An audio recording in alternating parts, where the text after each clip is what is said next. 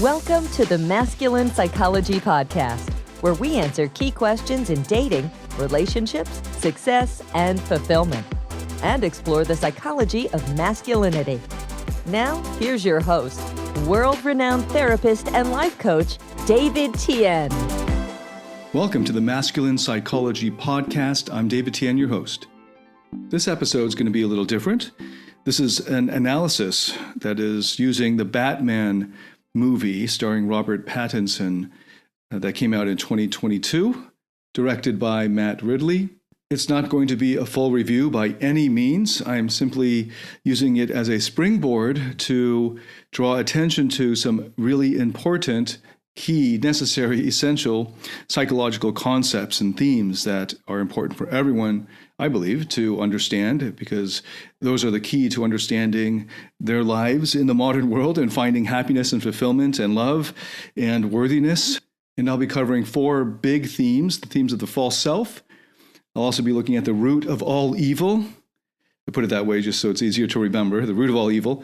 I'll be covering the power of the inner child and why the inner child work is a gateway to further growth, is a necessary phase of growth. And the fourth point is looking at the shadow. And we're going to be looking at the real shadow. It's not the shadow that you probably would think it is. Why these 4 points? Because they are the key to understanding yourself. If you don't understand these concepts and themes and you just uncritically, naively, like a child, adopt the value system that is on the surface of most superhero stories, but especially Batman and many of the DC stories, then you'll miss, in fact, you'll miss the truth of the matter, but you're even more dangerously or damaging, you're going to imbibe a set of values that will prevent you from finding self-worth, true self-worth, and happiness and love or lasting fulfillment. So, without further ado, let's get into the Batman. But before we go any further, big spoiler alert. So if you haven't seen the movie yet, go and watch it. I watched it just a few days ago, so I'm recording this fresh, but I record these episodes a few weeks before they're released. I try to anyway, and I'm trying to keep it relevant here. But part of it means that I've only seen it once, so I know that if I saw it again, I'd pick up a lot more, but I know I won't have time for the next at least 3 weeks before I could see it again, so I am going to record it now, and therefore not a full review, but I will be referencing plot points that are spoilers. So if you haven't watched it yet, pause it here, go watch it, and then come back to this episode. It will make a lot more sense, obviously, and you'll enjoy the movie a lot more. Also, big caveat, I am not a comic book aficionado. I poked around before recording this on various platforms to look for reviews of the Batman movie, and a lot of these reviews were referencing, to me, arcane facts about various plot lines or timelines or versions of the Batman.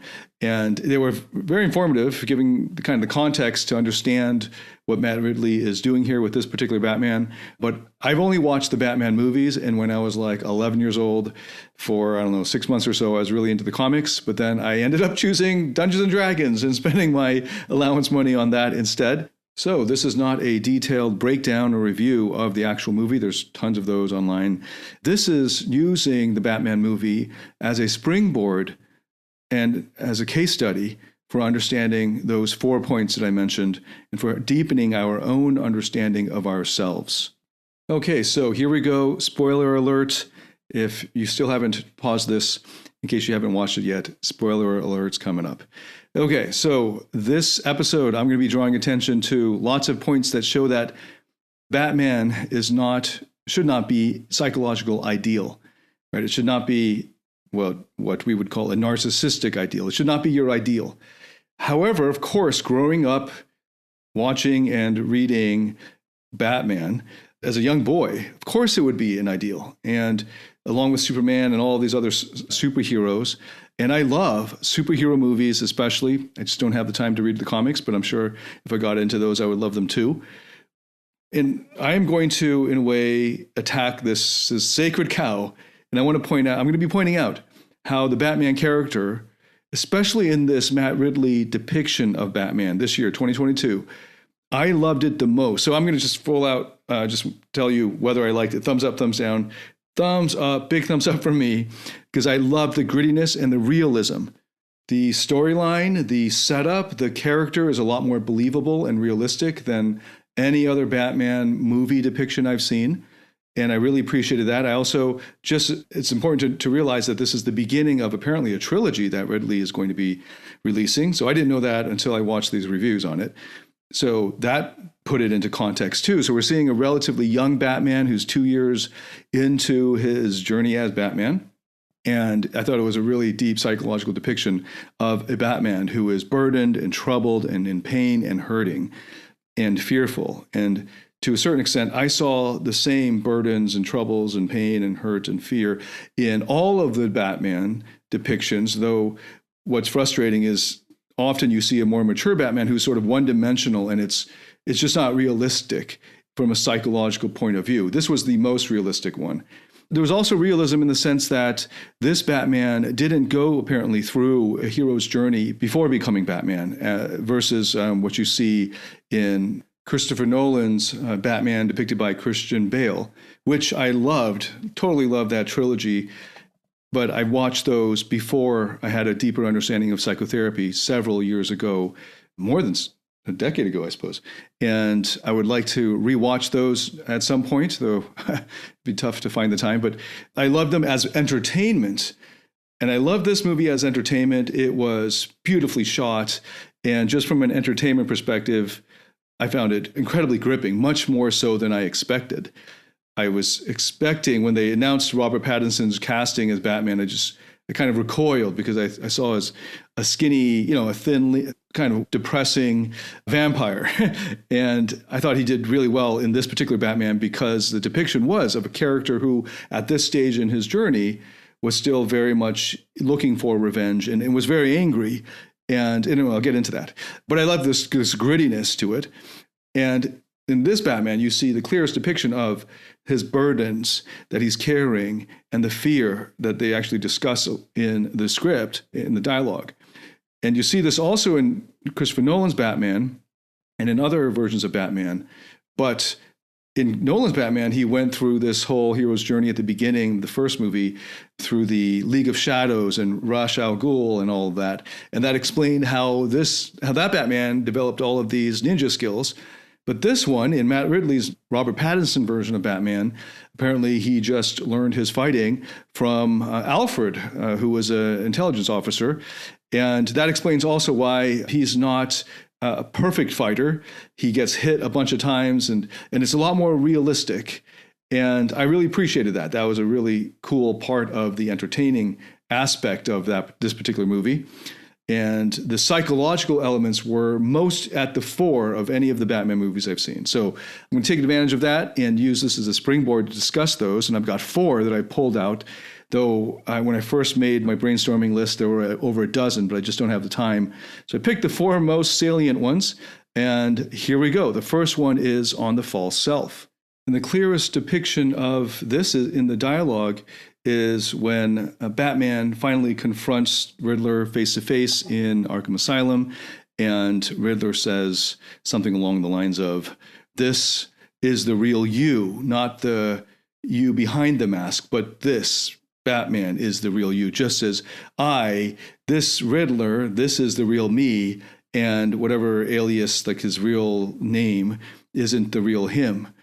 And there's a perfect depiction of what a false self actually is. So if let's take Riddler as an example. If Riddler saw himself, his true self saw the Riddler persona of his as just a persona, then it wouldn't be a false self. It would just be a part of him. Just as you might have a part of you that comes out when you're on the basketball court and you're like a beast, or a part of you that comes out when you're playing with your 3-year-old niece and you're a really playful uncle or something. And there's a part of you that you are in the boardroom at work. And those are all perfectly fine parts of you if they're happy in their roles, and they only turn into a false self when the part itself, like the Riddler part, or other parts, make the Riddler part into the true self, right? This is the real you, when in fact, obviously, it's not the real him, but they desperately hope that it's the real them because of shame. So in Riddler's case, it's obvious, the toxic shame, that he's ashamed of how he is in day-to-day life on the streets, his normal self. I guess we call him Edward, I think his name's Nashton. So the Edward Nashton and his day-to-day persona, which was not noticed, not getting love, not getting his needs met. And out of shame about his unworthiness, he created, or out of that pain, arose this other part of him, the Riddler. And out of that toxic shame, his desperate belief is, and hope, is that this is now his real self, the real him. And I've done many seminars and episodes, and I've put this in Rock Solid Relationships and Invincible, my courses, on the false self, because this is a common pattern for men who are trying to get better with women, that instead of giving love to and being there for their more vulnerable parts and meeting the needs of their more vulnerable parts themselves as their higher self, instead of doing the healing therapeutic work, they instead create or bring up a false, a part of them that they hope is the true them, the real you, and then it becomes a false self. It's false in the sense of it's not your true self, but it's been thrust into the role of the true self, or has taken it or usurped the role of the true self out of shame as a reaction to the shameful parts, and hoping that the shameful parts will go away because there's not the real you anymore, those shameful parts. And this is the biggest theme and the biggest danger to imbibing superhero values or superhero ethics or superhero psychology, which is that the Batman is superior to the wounded boy, or the Riddler is more worthy than Edward Nashton, or the true Edward Nashton, or the wounded Edward Nashton. And to get rid of the wounded boys in you, or the wounded inner child, the move here is to destroy it, to get rid of it, to exile it, in IFS therapy terminology, and instead put this other part in the position of the true self. And that's why we, from our more objective perspective from the outside, we can label it as a false self. And then all of the literature, the research literature around narcissistic personality disorders, psychopathy, antisocial personality disorder, the cluster B disorders, it's easier to make sense of because they use this dichotomy between original self and false self. And it actually can fit into the much richer, more complex analysis of IFS therapy. So the false self is a part that's either usurped the role of the true self and exiled the shameful parts, or the parts that, from its perspective, are shameful, or it's been thrust into that role by other parts and has accepted this role. And here the Riddler is trying to do that to Batman and saying, hey, this Batman, I can tell, is the real you. And in the movie, it largely is. And just like the butler, Alfred, keeps telling Bruce Wayne, the Bruce Wayne character, that he ought to actually be Bruce Wayne, as Bruce Wayne, go out in public. And Bruce Wayne is empty in this movie.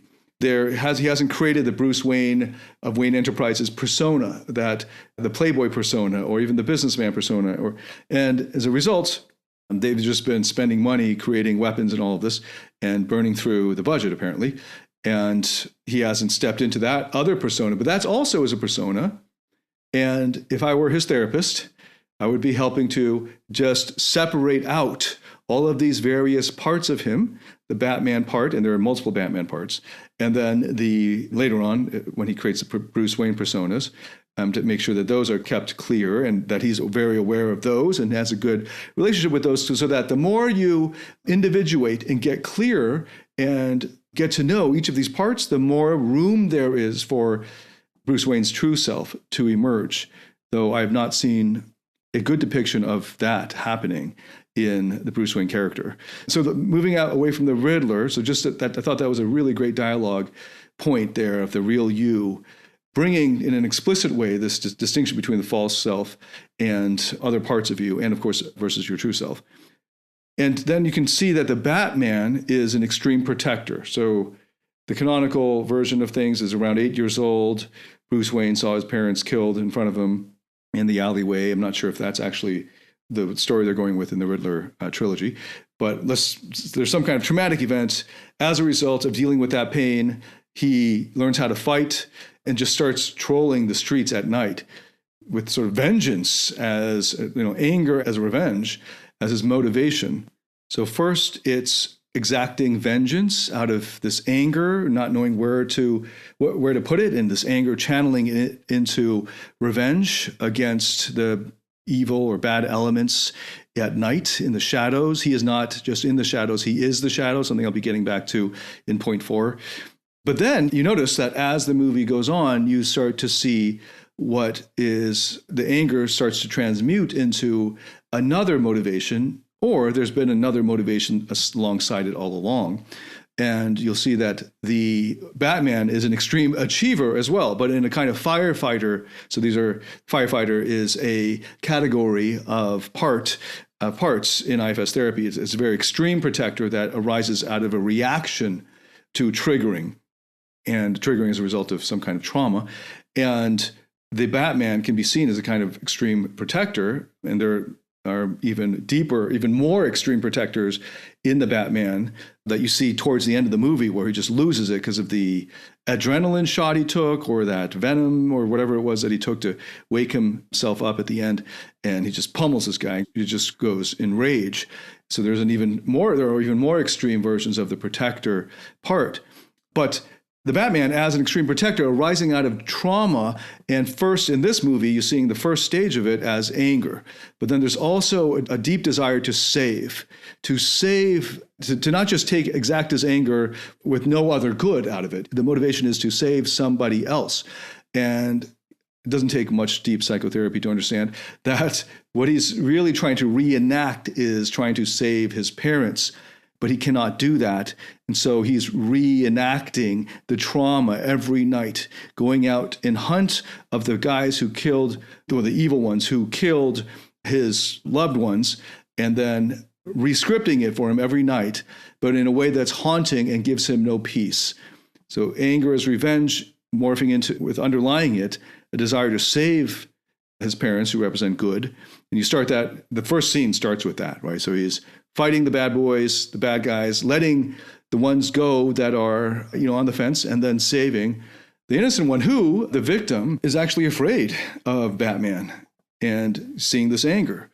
Right? So as guys, you might also notice that when the extreme protector comes in, you might think that you'd be rewarded because you saved the woman from some evil threat. But then when you turn towards her still angry and still with that, obviously in the Batman, he still looks very menacing and intimidating and scary, right? But even with that, coming with that anger, if you used anger as a fuel to beat up the bad guy, and then you turn to your wife or your daughter, don't expect them to embrace you right away, because the fear is that can turn on them if they're not careful. So it was very realistic that this innocent person was afraid at first. This is a good segue into just pointing out that being a crime fighter and doing lots of good and defending against evildoers is awesome. That's why I watched this movie. That's why I'm a big fan of the Batman character. And you're rooting for him the whole time, right? And it's awesome. But what as a therapist now, I'm feeling in this character, and every time I think back to other Batman movies I've watched, there's a compassion for this person who needs a therapist very badly. And it's that he's fueled, especially in this movie early on, right, 2 years into his journey, he's fueled by anger and fueled by revenge. And there is clearly a redemptive cycle here. He's trying to live out the pain and the trauma to actually save the ones he loves, and cannot do that. And so he takes this sort of minor version of it as a kind of solve for his wounds, but they never actually, because he never is able to meet the needs of the wounded inner child, because he's exiled him and refuses to go there. But in this movie, there's a move towards it, which is beautiful. As a result of that, his good acts are fueled by a kind of self-righteous anger, and it doesn't feel good to do that. You can still stop evil and do good and save others, save the innocent, without needing all of that extra energy of anger and rage, because that certainly is a fuel but it is a fuel that's toxic and burns you up inside and burns you out much faster and is not enjoyable. And even just in fighting, like if the fighter gets angry and loses it in the middle of the cage or in the middle of the fight, he starts to get sloppy. You can see it sometimes, right? And versus the fighter who is keeping his cool, keeping his breathing under control, and is kind of detached in a way because he's able to see the punches come in, to see the strikes coming in, and to see what the other opponent's doing. Time starts to slow down because he's in flow, and you're not going to get into flow in an effective way, in a skillful way, if you're driven by rage or anger or vengeance. And that's what you see at the beginning of this movie, and I thought it was very realistic. Ironically, I've been calling the type of achiever part or pleaser part who tries to save, fix, rescue others as a way of getting the worthiness of getting the love. I've been calling that the white knight. And in this case, it's the dark knight, but the dark knight is a white knight. And dark knight is an extreme white knight. And there's another character who's an extreme white knight, Catwoman. And I just don't have time to get into that, but that's a white knight, and it's paralleling, and they have chemistry, but ultimately they can't stay together because they're both white knights. Anyway, there is a point I wanted to bring up. Mr. Rogers, in I think it was the 80s, campaigning against superhero movies when the first Superman movies came out, and kids were, I think 1 or 2 kids, put on a Superman cape and tried to fly and then died, something along those lines. Don't quote me on that, but I didn't have time to research that fully. But as a result, he had produced a lot of content to tell children that they don't need to be the superhero in order to be worthy of love, and that they're just fine the way they are. I mean, they're just as worthy and valued for love, just the way they are, without having to achieve. Now, I've done a lot of episodes about how people get so messed up about what real value is and what real worth is. So some people look down on that or attack Mr. Rogers' theme, misunderstanding him. He's not saying you're going to be worthy of money or a job or something like that if you don't do anything to earn the money in the job. What he's saying is he's talking about worthiness of love, these deep core insecurities that you're not good enough unless you save others. Okay, so that's a non-extreme protector who just does it for worthiness. This more extreme protector is doing it out of pain, out of anger, out of revenge, as a deeper desire to save because of the more extreme trauma as an 8-year-old seeing his parents slain in front of him. But that Mr. Rogers' message is even more pertinent here. And then just one other thing that I was thinking of when I was watching the movie, and that struck me when I watched the recent Spider-Man movie, the one where there was a crossover, like the multiverse one with Doctor Strange. And one of the remarks that Doctor Strange gave to Spider-Man was, these problems are coming up for you because of your bifurcated identity, because you insist on keeping this a secret. And that was a really good call out, because right from the beginning, the first Marvel Universe movie of Iron Man, at the end of it, he says, "I am Iron Man," which is a huge move from Batman, because at the end of this Batman, another reason I love this movie, the end of this Batman, the Riddler keeps saying to him, Bruce Wayne, Bruce Wayne. And I totally thought that he knew. And then that was like a weird plot twist there. And then that he didn't do anything with that knowledge. But then I realized from the reviews I watched that he actually said later on, and then I realized that was the case, that he was just saying Bruce Wayne is the one that got away. Big spoiler there. But anyway, you'll notice that he clings to that this two-faced nature of it, this false self, right? So as a result of that, insistence on the false self and different personas kept completely separate, there is a prevention of integration, of psychological integration. What makes the MCU journey for Tony Stark so wonderful to watch, because he goes through this pretty big character arc, is because he begins right with that first movie, facing the shadow and the false self and beginning that integration process. And as a result, he comes into his own and becomes the king, really, against all odds, because he was really not a kingly character. And anyway, that is not going to be on the MCU.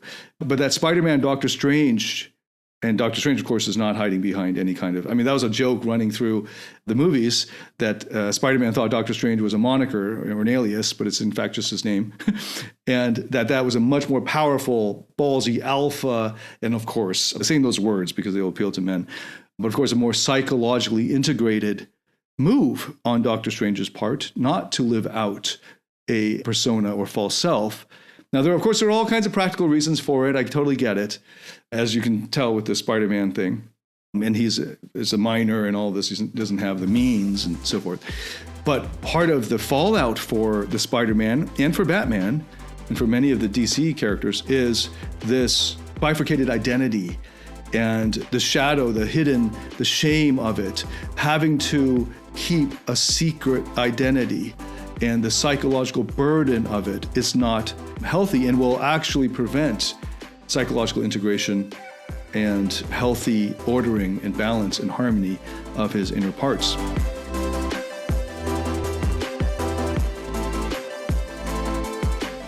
Do you struggle in your interactions with women or in your intimate relationship? Are fear, shame, or neediness sabotaging your relationships or attractiveness? In my Platinum Partnership Program, you'll discover how to transform your psychological issues, improve your success with women, and uncover your true self. Get access to all my current and future online courses by applying for the Platinum Partnership today at davidtianphd.com/platinum. Okay, so the second theme is looking at the root of all evil. And you see this at the beginning of the movie. And right at the beginning, the Batman got this voiceover and he's talking about how he's not in the shadows, he is the shadow, and how he uses fear to control the evil. The fear is his greatest weapon. So the fear, right from the beginning, it's a great theme. And then it comes to bite him in the ass later because we learn that the fear is what actually is driving him, not even the anger itself. The fear of it happening again, the fear of losing someone I care about. As you see in those rare moments of vulnerability when Alfred is in the hospital, he's sitting with him there and he's, finally is opening up and Alfred reaches out his hand and then they hold hands. And then he sees the bat signal and boom, false self has, well, for Batman, it's not quite the false self yet, right? It is for Riddler, but not for Batman yet. But it's on the way. He's on the cusp of it. And luckily, towards the end of the movie, he pulls back from that. And it's a beautiful thing to see where he's playing with discovery of his true self. Who's the true self? And he still hasn't found it, of course, and very few superheroes have. And returning to the fear, the fear of it happening again is what drives him to go out and reenact the trauma in a way to save it from happening again. And really his greatest fear is of losing someone he loves or cares about. And you see this, so I'm going to now quickly move to the third point. You see this in the way the Pattinson character looks at the mayor's son repeatedly. And maybe that was a little bit too heavy-handed. I don't know. To me, it was like all the time. It was like, wow, this is a pretty strong leitmotif here. But it is a great segue to point 3, which is the inner child. The reason, kind of the gateway to his salvation, to his healing, to Batman's healing in this movie is actually the mayor's son, because he sees in the mayor's son, obviously reflected his own inner child that he is exiled as a result of, well, the decision he made to exile that inner child, the pained, wounded one. And instead, the firefighter, the extreme protector, arises and trolls the streets at night looking for people, innocent ones, to save from bad guys.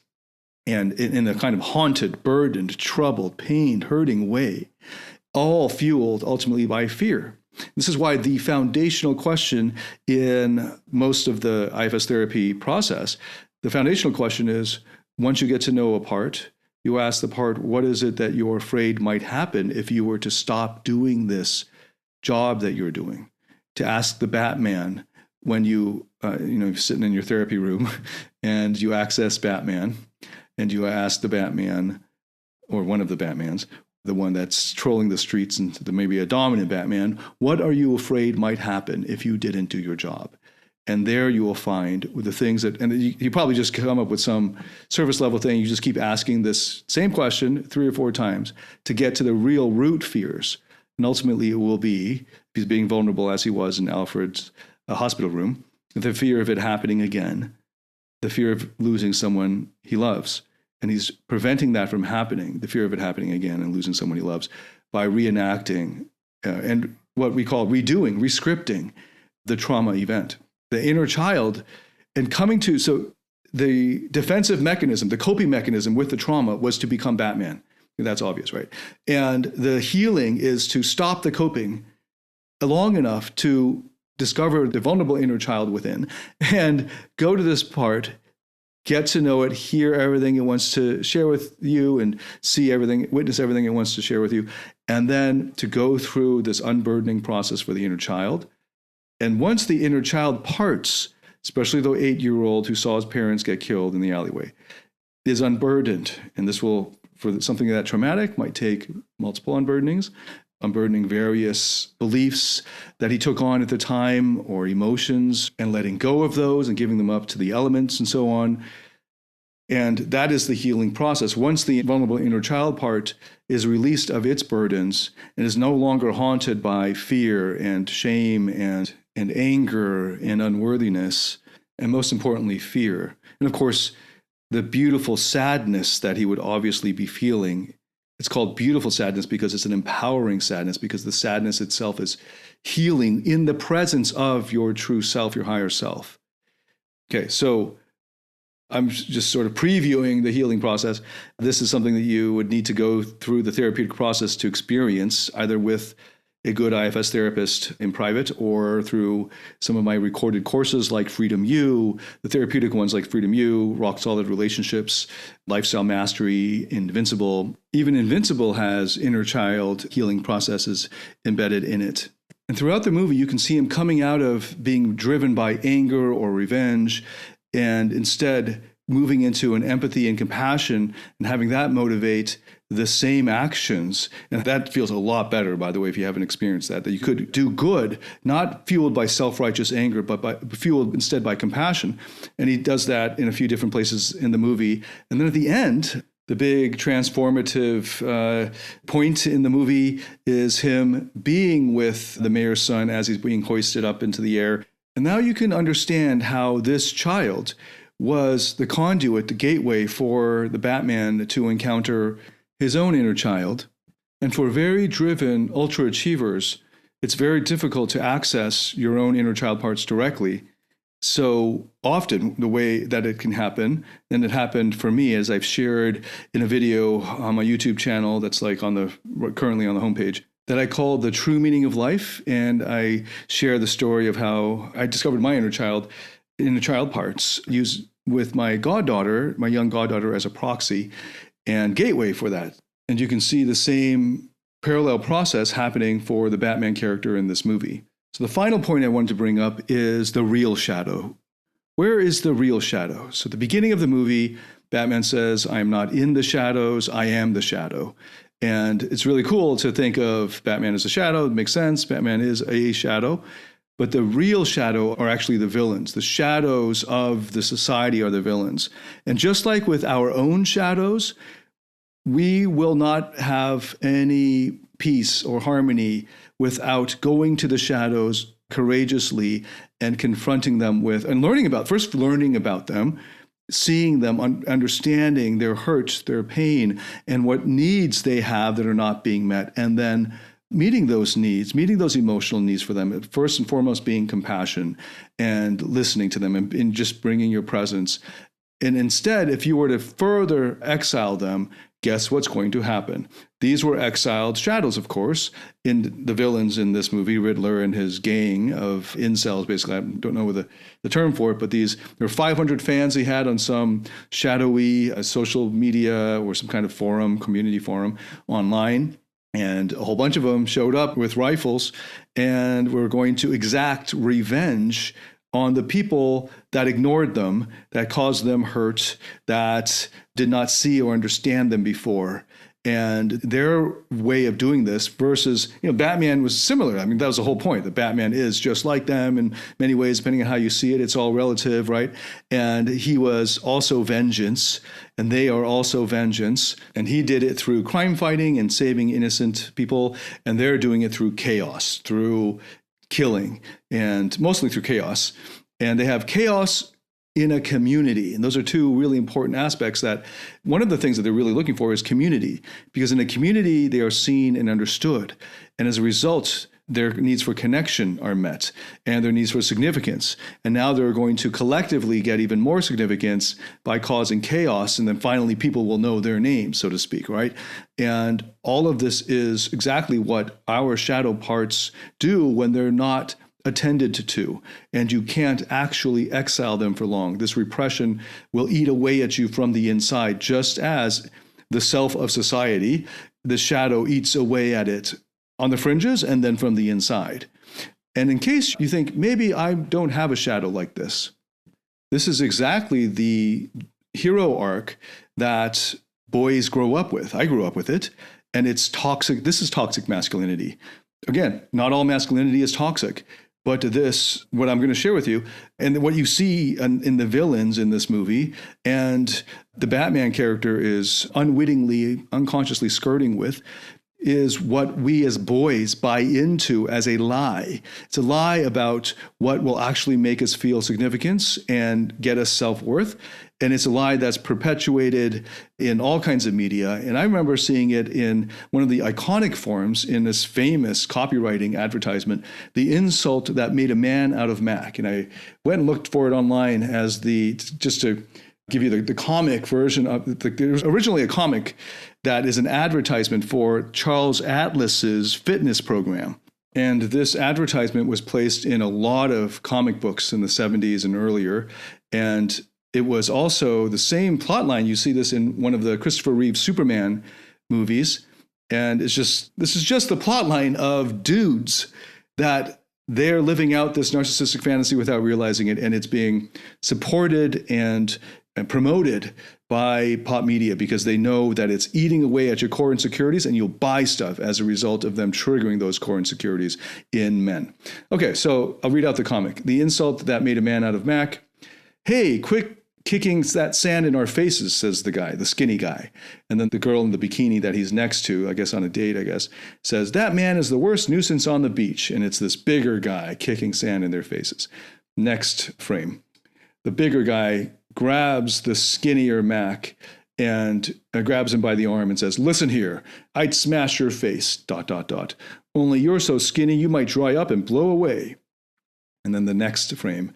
The bully is gone, and now the skinny Mac is there with his girlfriend, or the girl he's dating in the bikini. And he says, the big bully, I'll get even someday. The girl says, oh, don't let it bother you, little boy. Okay, so that'll eat away at the core insecurities of masculinity for boys, young boys. And then he's at home now, dressed in his street clothes, and he kicks the stuff in his room and says, darn it, I'm sick and tired of being a scarecrow. Charles Atlas says he can give me a real body, all right. I'll gamble a stamp and get his free book. And then the next frame, the last frame says, later. And then now he's looking in the mirror, and he's this big buff guy in a Speedo, basically. And he says to himself, looking in the mirror, boy, it didn't take Atlas long to do this for me. What muscles! That bully won't shove me around again. And then next to it is a photo of Charles Atlas, the real life figure here, awarded, and says, awarded the title of the world's most perfectly developed man. And this advertisement did so well that it ran for over a decade, and it still appeared. I think I Googled that the last appearance of it was in 1997, but it was already all over the comics in the 70s. And it taps into the insecurities that boys have around their masculinity, and it feeds them a lie that if they become a false self, then they'll get all of the things that they've been yearning for. Not just that they'll get muscles and a six-pack, and maybe a better fitness level and better health, which is what, in fact, that those things will give them. But even more, it will give him psychological and emotional gifts and value that he's really yearning for, because he's not really just getting the muscles or doing the workout for however long it will take for a skinny guy to become that buff, which is definitely more than a few weeks, or definitely more than later, as it shows in the comic book. For him to do all that, he's going to go through a lot of hard work to become that. And then he has to maintain that. And maintaining it often means continuing to grow. And all of this really is being driven by core and deep insecurity that he's not man enough, and that if he's not man enough, he won't get the girl. And if he doesn't get the girl, then he's not worthy. He's not worthy of not just sex and pleasure, but not worthy ultimately of existing, of being someone who is worthy of love or significance. And if you can tap into those much deeper core insecurities, these guys will buy whatever you give them. And unfortunately, this ad did really, really well. This is also the time that Mr. Rogers was putting out content. And this is great counterpoint to the Charles Atlas ads, that toxic messaging that you have to overcompensate for perceived weaknesses by being, whatever it is that you think is necessary. Often it's some tough guy or whatever, so that you can finally be worthy of the woman or whatever. And so it's not just a self-defense move or something like that. It is a psychological and emotional move to toughen yourself up in the hopes that you are now going to be worthy. And I've addressed why that is so toxic. I've addressed that in many other episodes. But it's a great counterbalance or counterpoint, to Mr. Rogers' messaging, and really the messaging of all good psychotherapy, which is that you are worthy of love just the way you are. And if you want to get big muscles, or if you want to learn self-defense, then by all means go for it. But don't be under the illusion that those things will make you more worthy of love. They'll get you whatever they get you: more money, safety, whatever it is, better health, bigger muscles might be intrinsically valuable. You can lift more stuff. I don't know. And if you enjoy the process, or if you want it badly enough because it'll help you get something that you want and you enjoy it, then by all means do it. Just like if there's nothing wrong, of course, with what the Batman character is doing of defending innocent people and protecting against bad guys and all of that. And that's, one reason why on the surface it's so easy to love and root for this character. But ultimately, if you look below the surface, you can see the motivations of what are actually driving the Batman character, and what's driving the deep insecurities, these deep insecurities that are driving even in the Mac comic book, the comic strip, driving him to get the body of Charles Atlas so that no bullies will push him around anymore. And finally, the girl will like him, not realizing, of course, that any girl who likes him as a result of that, what he wants is actually connection and love, not just sex. But any girl who wants him just because he's buff now, he'll always lose out. And that's not actually love, and it's not actually valuing him for who he is, but for what he has or for what he can do, rather than for who he is. And just as Mac created a false self at the end of that comic strip, the Batman created a part of him that arose as a result of, in response to deep pain and anger and deep sadness, and ultimately mostly of fear, the fear of it happening again, the fear of losing someone he loves or cares about. And to prevent that from ever happening again, never again, says this part, he trolls the streets at night looking for a way to reenact and save the innocent people in hopes that this will solve his wounds. But those actions cannot do that. The only thing that can actually do this in a permanent way, in a lasting way, is true healing, not compensating for it, not compensating for the pain and the fear through this tortured existence, through this tortured protective work. So ultimately, this Batman movie is a great depiction of real life, which you wouldn't expect to find in a superhero movie. So I highly recommend it to everyone. Just as a recap of the four main points, the first one being that you see a great depiction of the false self. And ironically, the Dark Knight is a white knight, and the Batman is an extreme protector, and so is the Catwoman. And that this bifurcated identity, that you see also the tension between, the difference between Spider-Man and Doctor Strange, and that came up in that movie, is all a manifestation of the problems of adopting a false self. And ultimately, Riddler did really have a false self. I'm not saying that I hope I didn't say that the Batman is a false self, but the Batman could become a false self, that the Batman part could become a false self. But of course, the Batman part and parts are extreme protectors of the little boy at 8 years old who was traumatized. Second point being fear. Fear is the root of all evil. And fear is what ultimately is driving these Batman parts to do what they do. The third point is that the way to healing is through the inner child and healing the inner child. Because once the inner child parts are healed and unburdened, the ones protecting the inner child parts realize that they don't need to protect them anymore. And so they're not tortured or driven by fear any longer. And now they can move into more healthy roles. And it might still be fighting crime and protecting the innocent, but they won't do it through this haunted, tortured way. And then finally, noticing that the villains in this movie are actually the real shadow of society, not the Batman. And that what they need, just like all shadow parts need, is to be seen and understood, to be brought out of the shadows, seen and understood, embraced and given compassion, because that's actually what they're looking for, community, to be seen and understood, and to have their hurt and pain seen and understood. And then they will be on their path to unburdening. By the way, if you liked this analysis, I highly recommend Richard Schwartz's book, No Bad Parts, that goes through these themes of the shadow, the villain, in different terminology, of course, purely IFS therapy terminology. Highly recommend that book, No Bad Parts. And I hope that you have derived some deeper understanding of yourself, or maybe of society, and if nothing else, at least of the Batman movie. And that I recommend that you go see the Batman movie. And I'd love to hear what you think about it. I am also just a person putting out my thoughts and ideas and analysis of these things. I'd love to hear yours. So please give me some feedback. And thank you so much for the support and feedback I've gotten already. And I look forward to welcoming you to the next episode. Until then, David Tian, signing out.